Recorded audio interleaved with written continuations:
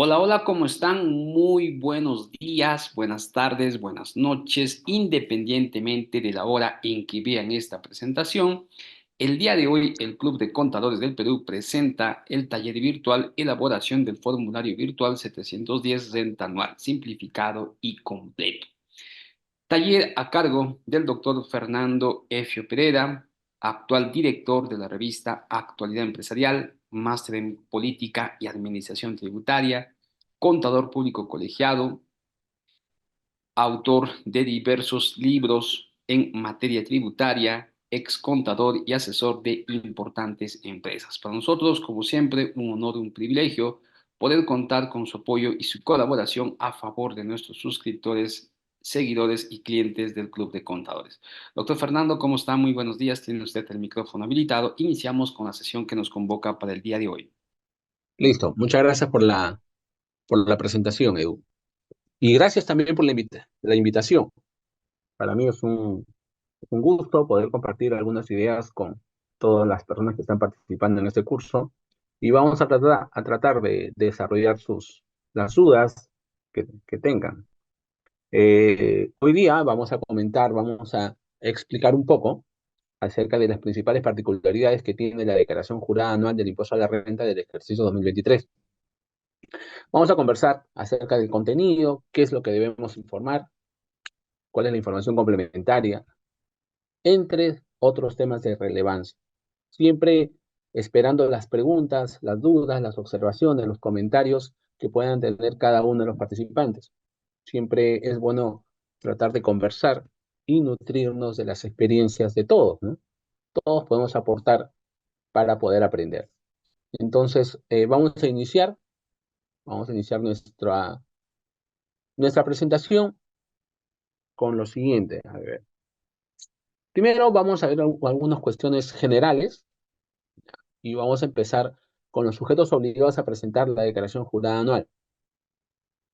La resolución de superintendencia número 271/2019 de SUNAT regula la obligación de presentar la declaración jurada anual del impuesto a la renta. Esta resolución estableció una situación, digamos, distinta a lo que ocurría hasta la declaración jurada anual del ejercicio 2018. ¿Por qué? Porque hasta ese ejercicio 2018, la SUNAT todos los años emitía una resolución para regular la presentación de la declaración jurada anual del impuesto a la renta. En cambio, a partir del 2019, con la resolución que les comenté, cambia de paradigma y establece una resolución única que sería de aplicación para ese ejercicio 2019 en adelante. Y eso es lo que tenemos ahora, ¿no? En esa resolución del 2019 se definió, entre otras cosas, el uso del formulario virtual 710, tanto en su modalidad completa como en su modalidad simplificada. Y eso es lo que ha ocurrido, eso es lo que se ha mantenido hasta el día de hoy, ¿no? Probablemente para el ejercicio 2024 la situación va a ser la misma, ¿no? Va a ser la misma. No, es muy difícil que cambie esta situación. Y esa es la política, digamos, que está tomando la SUNAT. Sobre otros temas también está tomando el mismo criterio, ¿no? Establecer una resolución para la declaración jurada de todos los ejercicios siguientes. Ya no tiene la necesidad de establecer resoluciones anuales para cada ejercicio, ¿no? Y esto lo vemos también, por ejemplo, con los plazos de vencimiento, tanto de los libros electrónicos como de las declaraciones mensuales. Ya tenemos una resolución que establece de manera específica los días en los que vamos a tener que presentar nuestra declaración jurada mensual, así como los días específicos desde los cuales debemos presentar nuestros libros electrónicos. Y esos días están en función de días hábiles. Todos los años lo que tenemos que hacer es verificar cuál es el día hábil que nos corresponde, nos vamos al calendario y definimos cuál es el día en el que estamos obligados a cumplir con estas obligaciones. Bueno, entonces, el primer punto, el primer punto que desarrolla esta resolución 271/2019 de SUNAT es quiénes están obligados a presentar la declaración jurada anual del impuesto a la renta. Y esta resolución considera dos grupos de sujetos obligados. El primer grupo, el más amplio, son aquellos generadores, aquellos contribuyentes del régimen general del impuesto a la renta y del régimen MIPE tributario que durante el ejercicio 2023 hubieran generado rentas o pérdidas de tercera categoría. O sea, cualquier sujeto del régimen general, cualquier sujeto del régimen MIPE tributario que durante el 2023 o generó pérdidas o generó ingresos, rentas, tiene la obligación de presentar la declaración jurada anual. Entonces, esto nos lleva a pensar que si tenemos un sujeto de estos regímenes que no ha generado rentas, sus rentas son cero, y que tampoco ha generado pérdida tributaria, entonces no tendría la obligación de presentar la declaración jurada anual. Esta situación, dicho sea de paso, pues sería bastante particular, bastante extrema, ¿no? Porque por más que un sujeto no haya generado ingresos o rentas durante el año 2023, pues es bastante posible que hubiera generado pérdidas, porque algún gasto ha tenido que incurrir, ¿no? Basta con que si esta empresa no tuvo actividades, pues por lo menos ha tenido que seguir contando con los servicios del contador. Y el contador, pues como ustedes saben, pues percibe retribuciones por esos servicios, por más mínimos que sean. Entonces, eso le genera gastos y por tanto pérdida tributaria. ¿Ok? Lo que queda claro, y así también lo ha reconocido el Tribunal Fiscal en algunas resoluciones, es que si se llegase a demostrar que un contribuyente no generó rentas y tampoco generó pérdidas de tercera categoría, no tiene la obligación de presentar la declaración jurada anual. Ese es el primer grupo, el más amplio. El segundo grupo son las personas o entidades que hubieran realizado las operaciones grabadas con el ITF a que se refiere el inciso G del artículo 9 de la ley del ITF.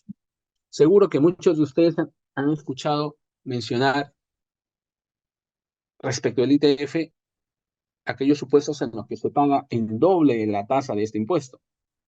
Pues esta situación es la que se refiere a este segundo grupo. Les voy a poner un ejemplo muy sencillo, muy general para poder entender.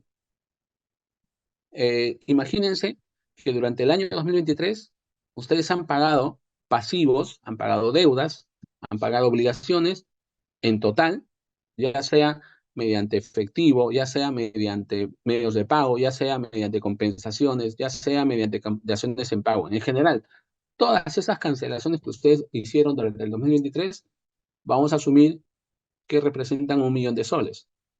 Pero de ese total de 1 millón de soles, ustedes han compensado obligaciones por 200.000. En ese sentido, lo que establece la ley del ITF es que si del total de pagos nos excedemos, o sea, hemos utilizado las compensaciones por un monto mayor al 15% del total de pagos, sobre el exceso a ese 15% deberíamos pagar el doble de la tasa del ITF. En nuestro caso, si hemos cancelado obligaciones mediante compensaciones por 200.000, esto lo comparamos con el 15% del millón de soles que representa 150.000, entonces tendríamos un exceso de 50.000 soles. Sobre esos 50.000 soles aplicamos el doble de la tasa del ITF. ¿Cuánto es la tasa actual del ITF? 0.005%. El doble de la tasa sería 0.01%. Entonces, así es como funciona. Entonces, comentario adicional. De hecho, que debe haber muchas empresas que tienen la obligación de cancelar el ITF que estamos mencionando. Pero el número no es muy amplio, ¿no? El número debería ser bastante reducido. Pero bueno, la obligación está ahí. Entonces, este es el grupo, estos son los dos grupos de sujetos obligados. ¿Cuáles son los formularios que vamos a utilizar? Ustedes ya los conocen. Tenemos el formulario 710 simplificado y tenemos el formulario 710 completo. Ambos son virtuales. Dicho sea de paso, a la fecha, la mayor parte de las declaraciones juradas que realizamos mensual, sobre todo las mensuales, ya se hacen de manera virtual, ¿no? Ya se hacen a través de formularios virtuales. Tenemos la PLAME en su versión virtual, tenemos el formulario 717, perdón, 617 en su versión virtual. Tenemos, ¿qué más? El impuesto selectivo al consumo virtual. También tenemos el formulario 621. El ITAN también ya se ha vuelto virtual. Entonces, casi ya no quedan PETs que se pueden utilizar. Ahora, la mayoría de las declaraciones se hacen de forma virtual. Eh, ¿Quiénes utilizan el formulario simplificado y quiénes utilizan el formulario completo? Esto es muy importante, ¿no? Porque no podemos equivocarnos. Si nos corresponde el formulario completo, tenemos que hacer nuestra declaración jurada en ese formulario. Si no nos corresponde utilizar este formulario, tendremos que hacerlo a través del formulario simplificado. Entonces, hay que tener la claridad suficiente. Vamos a empezar por el segundo formulario, el formulario virtual 710 completo. Este formulario debe ser utilizado por contribuyentes que cumplan cualquiera de estas condiciones. Basta que estén en una de ellas para que esté obligado a presentar el formulario completo. Vamos a repasar todas esas condiciones. Primero, un contribuyente del régimen general del impuesto a la renta, sobre todo, no MIPE, ¿no? Porque esos sujetos nunca van a pasar a 1.700 UITs, pero un sujeto del régimen general del impuesto a la renta que tiene ingresos anuales superiores a 1.700 UITs debe presentar su declaración jurada anual a través del formulario virtual 710 completo. Tengas en cuenta que para el ejercicio 2023, ese importe de 1.700 UITs que debe superarse es de 8.415.000 soles, ¿no? 1.700 UITs por 4.950 tenemos este importe. Como segundo supuesto, si un sujeto de régimen general o incluso de régimen hipertributario goza de algún beneficio tributario, debe presentar su declaración jurada anual a través del formulario completo. Por beneficio tributario podemos entender algún tipo de tasa especial del impuesto a la renta. En vez de aplicar el 29.5, quizás alguna ley nos permite aplicar una tasa reducida, como sucede con la ley agraria, la ley 31.110, que regula la aplicación de un marco tributario especial para las empresas dedicadas al sector agrario, les permite, bajo ciertas condiciones, aplicar no una tasa del 29.5% sobre la renta neta, sino una tasa del 15%. Lo mismo sucede con los sujetos ubicados en la zona de Amazonía. Para el impuesto a la renta, esta ley de Amazonía, la ley 27037, señala tres tasas para los sujetos incluidos en esa ley. Una tasa del 10%, una tasa del 5% y una tasa del 0%, ¿no? Y podemos enumerar otros beneficios más. Entonces, estos sujetos, ya sea de régimen agrario, de régimen Amazonía y cualquier otro similar, tendrían que presentar su declaración jurada anual a través del formulario completo. No lo podrían hacer en la declaración jurada simplificada. Un tema más, una precisión adicional. Debemos recordar que, si bien es cierto, estos regímenes especiales, agrario, Amazonía, por ahí la ley del libro, etcétera, si bien es cierto, pueden tener tasas de impuesto a la renta menores al 29.5%, siempre se van a regir por las reglas del régimen general del impuesto a la renta. ¿Qué significa eso? Que esos contribuyentes están acogidos al régimen general del impuesto a la renta, pero bajo una tasa reducida. No es que sea el régimen de Amazonía no significa que sea un régimen tributario distinto al régimen general o al régimen MIPE, no. Forma parte del régimen general, pero con un beneficio tributario, que es una tasa tributaria reducida.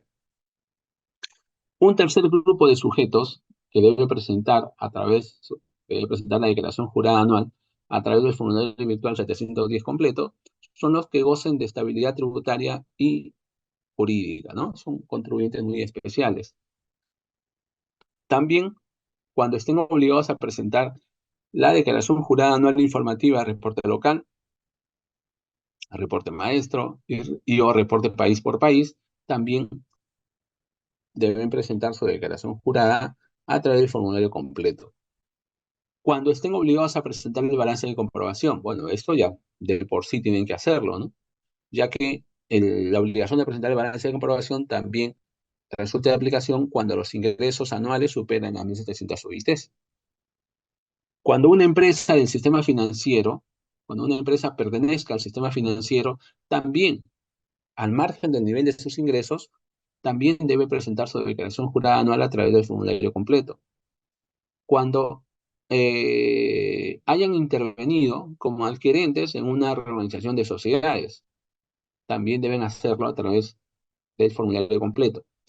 Me explico un poquito este supuesto. Digamos, si dos empresas, a ver, ¿qué más tenemos? Por ejemplo, una empresa que absorbe a otra en un proceso de organización de sociedades al amparo de la ley del impuesto a la renta, esa empresa absorbente también calificará como adquirente y en ese caso tendrá que presentar su declaración jurada anual a través del formulario virtual completo. Si una empresa tiene vehículos automotores de las categorías A2, A3, A4, B1.3, B1.4, y esos vehículos son asignados, son utilizados en actividades de dirección, representación y administración, de conformidad con el dispuesto en el inciso W del artículo 37 de la Ley del Impuesto a la Renta, entonces también tendrá que presentar el formulario completo. ¿Qué más? Eh, cuando hayan realizado, cuando hayan, cuando una empresa tenga que pagar el ITF con este doble de la tasa de este impuesto, también tendrá que utilizar el formulario completo. Y finalmente, si estamos hablando de un contrato de colaboración empresarial que lleve contabilidad independiente de la de sus socios o partes contratantes, también tiene que presentar la declaración jurada anual a través del formulario completo. Recordemos que en los contratos de colaboración empresarial hay dos modalidades. El artículo 65 de la Ley del Impuesto a la Renta establece que estos contratos, como regla general, deben llevar contabilidad independiente. Sin embargo, de manera especial, de manera excepcional, se les permite que no lleven contabilidad independiente bajo ciertas condiciones. Esas condiciones, más adelante las vamos a desarrollar con detalle, eh, eh, se resumen en: si el plazo del contrato de colaboración empresarial no supera los 3 años, es posible que no se lleve contabilidad independiente. Y el otro supuesto es si por la modalidad de la actividad que está desarrollando el contrato no es posible llevar contabilidad independiente, entonces se comunica a SUNAT, se solicita a SUNAT y podemos llevar, podemos llevar no podemos llevar o no llevaremos contabilidad independiente. Ahora, ¿cuál es la diferencia entre uno y otro? Los contratos de colaboración empresarial con contabilidad independiente,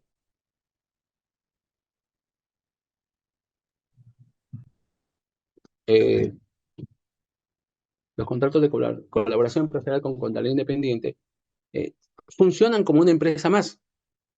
Es decir, tienen un número de RUC, tienen libros contables, tienen facturas, tienen, eh, presentan declaraciones juradas mensuales, presentan declaraciones juradas anuales, entre otras obligaciones. En cambio, un contrato de colaboración empresarial sin contabilidad independiente no tiene esa obligación. Un contrato, por ejemplo, de consorcio sin contabilidad independiente, eh, cada parte contratante registra en su contabilidad los ingresos, costos y gastos que le corresponden por su participación en ese contrato y tributa de manera independiente a los demás, ¿no? Esa es la diferencia. Sugerencia, comentario,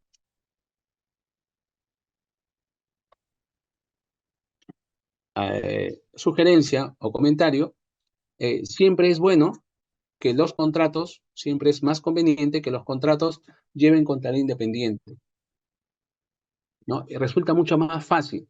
Siempre tenemos problemas cuando los contratos de consorcio, sobre todo, no llevan contabilidad independiente.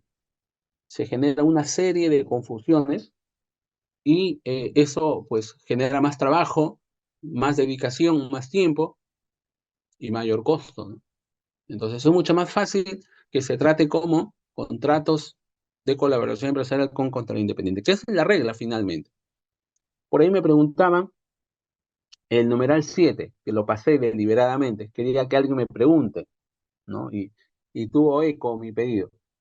Eh, También están obligados a presentar la declaración jurada anual del impuesto a la renta los sujetos que hayan presentado el anexo a que se refiere el artículo 12 del reglamento del ITAN, aprobado por el Decreto Supremo 025-2005 de Economía y Finanzas. O sea, ¿a qué se refiere esto? Se refiere a sujetos distintos de empresas domiciliadas, o sea, sujetos no domiciliados que tributan aquí. Y en ese supuesto, también tienen la obligación de pagar el ITAN de manera especial. Y para eso tienen que informar a la SUNAT que están tomando esa opción, ¿no? ¿Y cómo lo informan? A través del anexo. El anexo a que se refiere al artículo 12 del reglamento del ITAM que les comenté. Entonces, en ese supuesto, esos sujetos también tendrán que presentar su declaración jurada anual a través del formulario virtual completo. Y por ahí creo que no mencioné otro. No, creo que era el único, ¿no? Creo que era el único. Bueno, entonces todos los demás, todos los sujetos restantes, todos los que no se han encontrado, no se encuentran en este grupo, desde el 1 hasta el 11, más los consorcios, los contratos de colaboración empresarial que llevan contra el independiente, todos los demás pueden presentar o deben presentar su declaración jurada a través del formulario común. Una diferencia entre uno y otro. Obviamente, como su nombre lo dice, el formulario completo tiene mayor información. Tiene mayor información. El simplificado es mucho más reducido en cuanto al pedido de información. Eso es lo que sucede. Ok, entonces vamos a continuar. No sé qué pasa con esta computadora. Ok, ¿y qué pasa? Justo en estos días hemos tenido muchas consultas sobre el particular. ¿Qué sucede cuando hay un cambio de régimen? Cuando un sujeto que al inicio de 2023 estaba en el régimen especial y que en el transcurso del ejercicio se pasa al régimen general o al régimen MIPE tributario, o a la inversa. Doctor Fernando, perdimos su audio. Perdón, parece que moví algo por aquí. Bueno, les decía, ¿qué sucede cuando hay un cambio de régimen? Entonces, a ver, cuando, por ejemplo, de régimen especial del impuesto a la renta, el curso del ejercicio, porque, ya sea porque superamos los ingresos mayores a 525.000 soles, ya tenemos la obligación de pasarnos o al régimen general o al régimen MIPE tributario. En ese caso, la declaración jurada anual solamente va a comprender aquel periodo en el cual el sujeto está en el régimen general o el régimen MIPE tributario. Por ejemplo, si la empresa está en el régimen especial del impuesto a la renta desde el 1 de enero hasta el 30 de junio del año 2023, y a partir del 1 de julio del 2023 hasta el 30 de diciembre, 31 de diciembre, está en el régimen general o el régimen MIPE tributario. La declaración jurada solamente debe comprender las actividades, las operaciones realizadas entre el 1 de julio al 31 de diciembre. Y lo mismo sucederá si un contribuyente del nuevo RUS, en el transcurso del ejercicio, se traslada o al régimen general o al régimen MIPE tributario.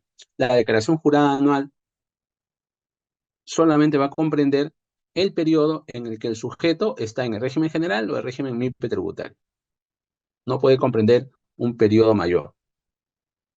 Sin embargo, hay otras condiciones especiales que debemos tomar en cuenta cuando hay un traslado de régimen, cuando hay un cambio de régimen. Si, por ejemplo, un sujeto de régimen especial se traslada al régimen general o al régimen MIPE, cuando se acoge a alguno de estos regímenes, tiene que hacer un inventario. Un inventario al primer día del periodo de ingreso al régimen general o al régimen MIPE tributario. Tendrá que verificar cuánto tiene en caja. Yo sé que en el régimen especial no hay libros, salvo registro de ventas y de compras, pero tiene que hacer un inventario el 1 de julio.